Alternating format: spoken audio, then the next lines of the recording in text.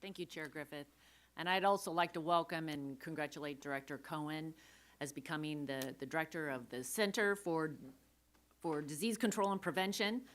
I believe that we must have a transparent and honest conversation about the future of CDC, an agency that has never and needs to be authorized by Congress. Director Cohen, you might be the last appointed CDC director without a Senate confirmation, and your actions and decisions can help return the CDC back to its fundamental mission, or your actions could allow the CDC to drift further away and worsen public trust. We want to hear from you today about CDC's preparedness for the current wave of seasonal viruses such as flu, RSV, and COVID-19. And at the same time, we want to examine CDC's past decisions and guidance to understand how you're taking lessons learned from COVID-19, Mpox, and other recent public health threats to improve our current and future public health strategies. This is a chance to restore transparency and build public trust in our health institutions and ensure that CDC's issued guidance is clear, practical, and consistently relevant and up to date with the latest science. Sometimes this may include telling the American people what the CDC does and doesn't know. To put this bluntly, your predecessors took bad advice. They acted on bad advice due to political pressure and misled the American people.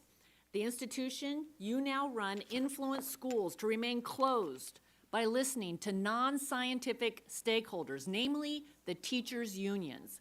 And because of their guidance to keep schools closed for an extended period, our children, the very future of our country, now suffer generational learning loss and devastating mental health conditions. The gravity of the situation is clear. If we fail to restore trust in public health institutions and correct past mistakes, the consequences for our children and our country could be dire. It is in this context of urgency that we must consider the substantial investments made during the pandemic. Congress provided schools with $190 billion to combat COVID, allocating the estimated 20% to mitigate learning loss. And despite these efforts, students in grades 3 through 8 are lagging months, if not years, behind in reading and math abilities. Nationwide, our children's academic performance has suffered a historic decline, with reading and math scores plummeting to the lowest levels in 30 years. Further, school attendance is down, and students are dealing with a crisis of loneliness. These facts are not merely statistics. They are our children, our nieces and nephews, our neighbors' children. They're the next generation, and right now, this is a stark indication of the broader fallout from actions taken during the COVID-19 response that we're only beginning to uncover. As we reflect on the events that led us to this point, we must acknowledge the weight of responsibility that comes with being the director of the CDC.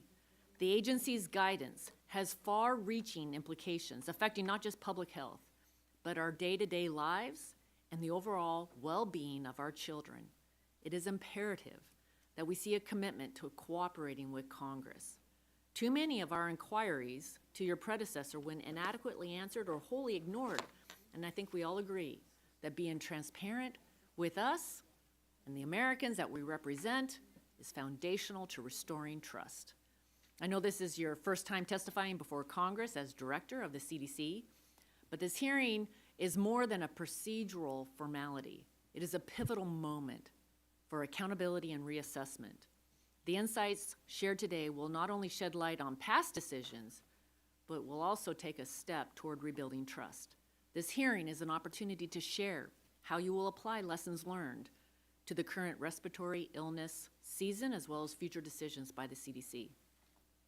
Director Cohen, you have an opportunity today to inform the committee and the American people how you plan to lead as director. And we look forward to your testimony and hearing about how you're going to lead the CDC moving forward and restore public trust. Thank you again for being here. Chair Griffith, I yield back. Thank the lady for yielding back.